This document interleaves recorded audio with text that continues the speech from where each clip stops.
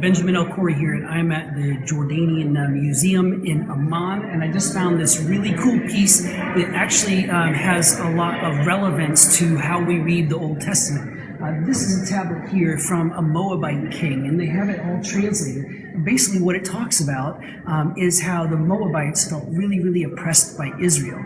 And down in here, it actually says that they went to war with Israel, and it says that they completely wiped them off the face of the earth, that they had just perished and won and triumphed over their enemies, and that Israel was gone. Of course, we know factually Israel wasn't wiped off the face of the earth. But what's interesting is also when you look in the Old Testament, like the wars with the Canaanites, the same kind of language is used about that they just totally destroyed them and killed every man, woman, and child and all the animals and this and that, which we also know later on in the Bible wasn't true. We know from archaeological evidence that the Canaanite genocide never actually happened as the Bible claims. But here's what this does show. It shows that in the same exact time period, this is kind of how people talked.